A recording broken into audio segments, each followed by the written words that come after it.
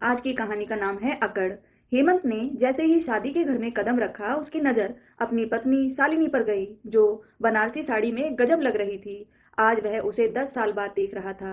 हेमंत के साथ आया उसका 12 वर्षीय बेटा दौड़कर मम्मी के आंचल में समा गया। अजीब बात थी, हेमंत अपने साले के लड़के की शादी में आया हुआ था, जबकि उसने पत्नी से 9 साल पहले ही रिश्ता तोड़ दिया था। 9 साल से दोनों बिना तलाक के अलग रह रहे थे। वह जानता था कि शालिनी से मुलाकात तो जरूर होगी, इसलिए वह सोच कर आया था कि जब भी वह नजर आएगी वह उसे इग्नोर कर देगा। इसलिए वह शालिनी को नजरअंदाज करके आगे बढ़ गया। कुछ दूर ही चला था कि सामने से उसकी 11 साल की बेटी पलक उसके सामने आ गई। पापा पापा कहते हुए वह हेमंत के गले से झूल गई। हेमंत भी बेटी पर प्यार लुटाने लगा। दोनों एक ही शहर में रहते थे, फिर भी आपस में नहीं मिलते थे। जब भी बच्चों से मिलना होता था तब उनकी स्कूल में जाकर मिलाते थे। दोनों ने रिश्तों को पूरी तरह से तोड़कर फेंक दिया था। हेमंत बिजनेसमैन था, अच्छा खासा कमा रहा था, मगर उसका वैवाहिक जीवन तहस नहस हो चुका था।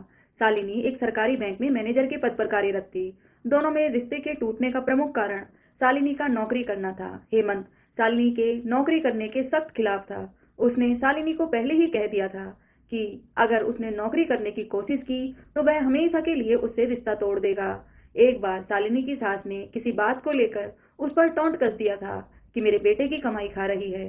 शालिनी को यह बात दिल पर लग गई। शालिनी एक प्रतिभाशाली लड़की थी। वह पति की बंदिशों को नहीं झेल पाई और चुपके चुपके बैंक का एग्जाम दे दिया और उसमें पास हो गई।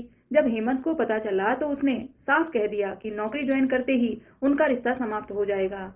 शालिनी ने जिद करके ड्यूटी ज्वाइन कर ली। उसी दिन दोनों के रास्ते अलग हो गए। शालिनी बेटी को साथ लेकर उसका घर छोड़ आई। बेटा हेमंत के पास ही छोड़ दिया। शुरू में किराए के मकान में रही, फिर खुद का घर बना लिया। अब 9 साल हो गए थे, दोनों एक दूसरे के बिना जीना सीख चुके थे। अजीब बात यह भी थी कि दोनों में से किसी ने भी तलाक लेने की कोशिश नहीं की थी। दोनों आज भी वैधानिक रूप से पति पत्नी थे, मगर ईगो और जिद के कारण दोनों के बीच फासले बहुत ज्यादा हो चुके थे। ऐसा भी नहीं था कि रिश्तेदारों ने उन्हें समझाने की कोशिश नहीं की थी, मगर दोनों ही जिद पर अड़ गए थे। हेमंत के अपनी ससुराल से आज भी संबंध अच्छे थे, इसलिए वह कार्ड देने पर शादी में चला आया। दूल्हे की हल्दी लगाई जा रही थी। फिर हल्दी के बाद दूल्हे को तेल चढ़ाने का कार्यक्रम शुरू हुआ। सभी लोग जोड़े से तेल चढ़ा रहे थे। जब हेमंत का नंबर आया तो वह अकेला ही तेल चढ़ाने लगा। तो उसकी साली बोली, जीजू मैं बना लेती हूँ आपके साथ जोड़ा। दीदी तो आए ही नहीं। इतना सुनते ही पता नहीं शालिनी को क्या हुआ, वह झट से हेमंत के पास आकर खड़ी हो गई। फिर दोनों ने मिलकर रस्में निभाई। 9 साल बाद यह पहला मौका था जब दोनों इतने करीब खड़े थे। शालिनी जब हेमंत के करीब आई तब उसने महसूस किया कि आज भी वह वही सेंट लगाती है जो उसके साथ रहते वक्त लगाती थी। उसके दिल में पुरानी यादें ताजा हो गई। जानी पहचानी खुशबू से वह एक बार तो भाव विभोर हो गया। शालिनी ने भी गौर किया कि हेमंत ने आज भी हाथ की कलाई में मौली बांधी हुई है। यह आदत उसने ही हेमंत में डाली थी। वह हाथ में घड़ी नहीं पहनता था, इस कारण कलाई सूनी सूनी रहती थी। तब एक दिन शालिनी ने उसके हाथ में मौली बांधी थी। बांधते हुए बोली थी, सूना हाथ अच्छा नहीं लगता, इसलिए यह लाल रंग का धागा बांध रही हूँ। यह शुभ भी रहेगा और आपकी रक्षा भी करेगा, मगर इसे राखी मत समझ लेना, पत्नी हूँ आपकी। वह सोचने लगी, कितना भी दूर रहता हो मगर यह मुझे भूल नहीं सकता। फिर दोनों ने कैमरे के सामने ऐसे पोज दिया जैसे उनके बीच दुनिया भर का प्यार हो।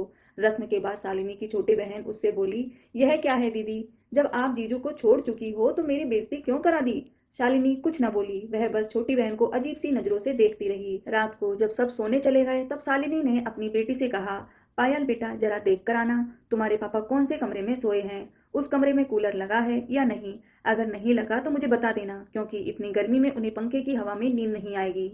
बेटी ने आकर बताया कि उस कमरे में कूलर नहीं है। तब शालिनी ने दूसरी मंजिल पर एक कमरे में कूलर लगवाया, कूलर में ठंडा पानी डलवाया।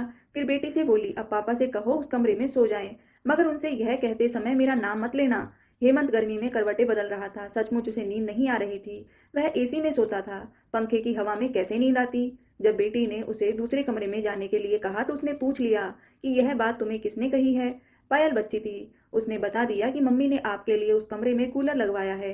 हेमंत को यह जानकर अंदर ही अंदर एक खुशी का अनुभव हुआ।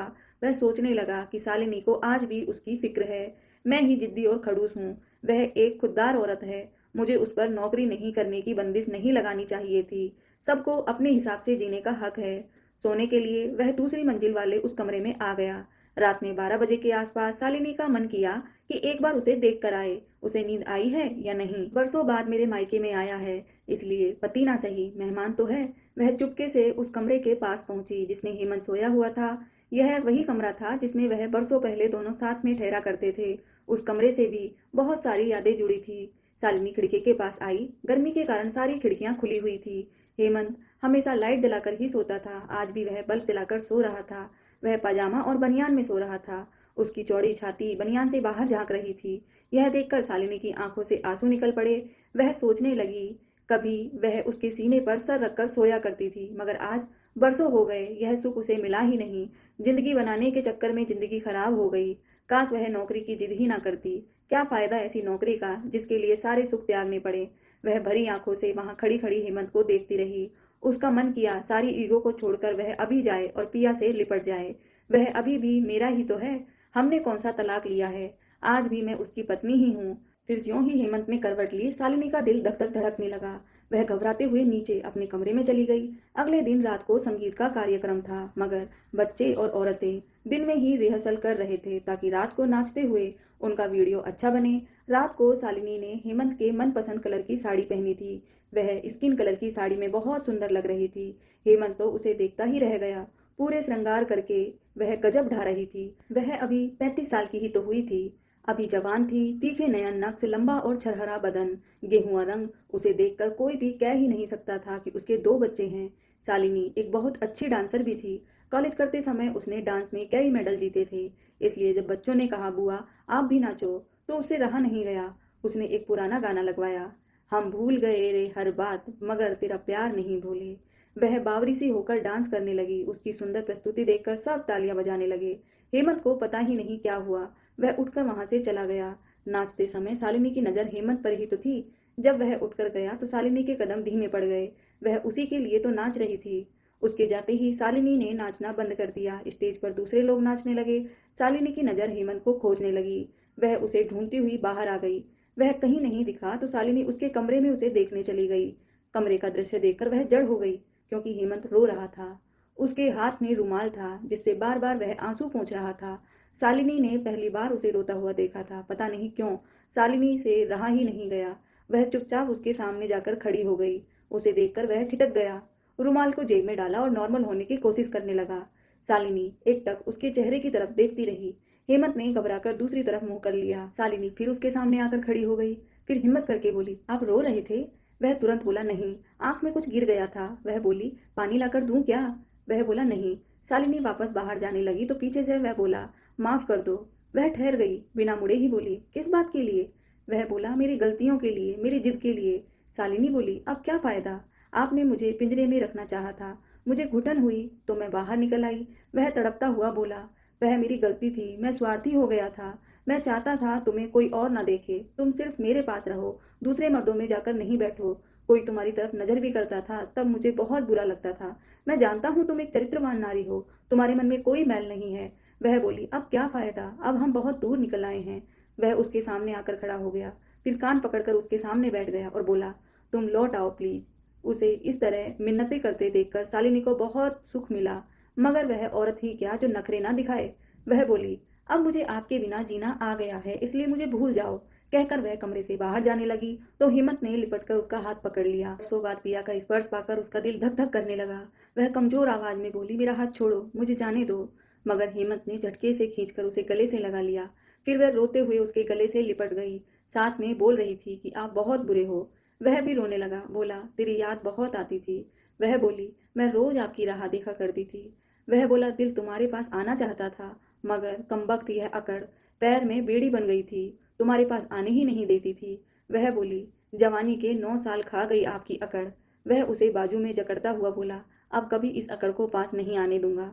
बहुत देर बाद समझ में आया कि पति पत्नी के रिश्ते में अकड़ का काम नहीं, यह रिश्ता तो कुछ देर रूठ कर तुरंत मनाने का है। शालिनी का शरीर कांप रहा था। वह बोली, अब कभी मुझे खुद से दूर मत करना। वह बोला, अब तो सांस छूटेगी तभी हाथ छूटेगा। धन्यवाद दोस्तों, आपको आज की कहानी कैसी लगी कमेंट में जरूर बताएं।